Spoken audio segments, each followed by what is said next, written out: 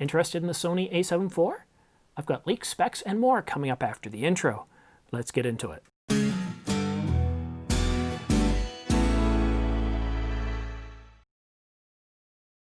Hi, I'm Simon. Thanks for tuning into The Ordinary Filmmaker.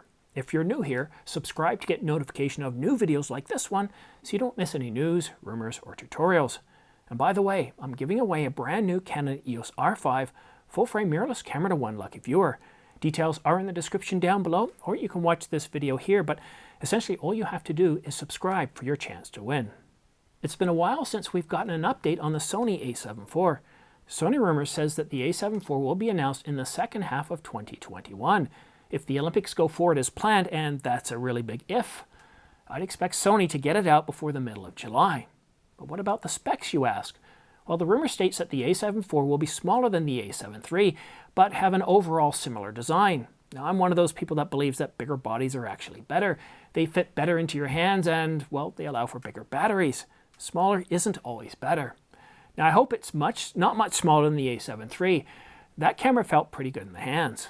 Now, while the rumor didn't specify the total number of megapixels, it did say that the a7 IV will have a new image sensor, be capable of 4K 60, which is more than enough for most of us. The only question is, will it have issues with overheating? We're all aware of Canon's recent new cameras, the R5 and the R6, suffer from overheating. And, well, Sony's history, they're not exactly free from the issues of overheating either.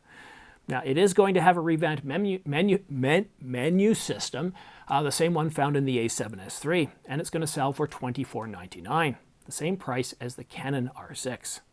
What do you think? There isn't enough information here for me to get excited. Where are the photo specs? What about dynamic range, sensor type, video modes, and frame rates? One thing is clear. Sony has its mind set on competing with the Canon R6.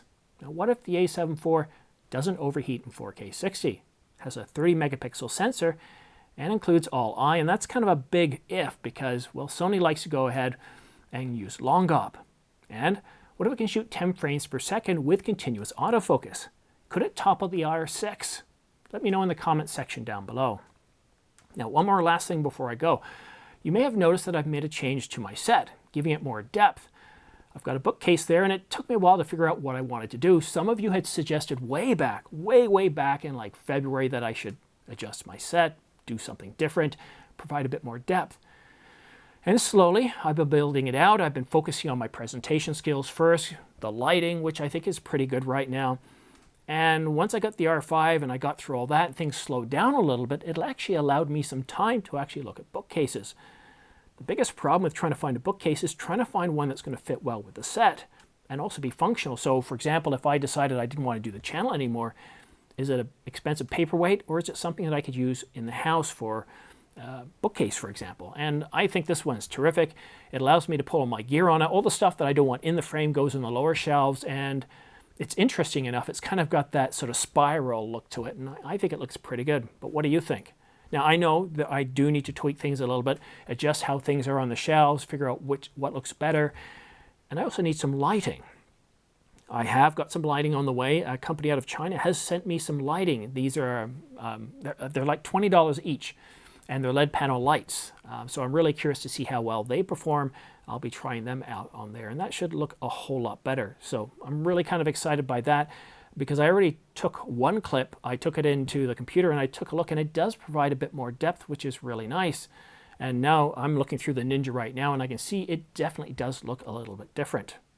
But that's it for now. I really do hope we do get a lot more news in the upcoming weeks. I think that as we start to get into the bottom end of November, and especially as we open up in December, we're going to get certainly a lot more sales. Camera companies are going to be very aggressive trying to really pad their Q3 results.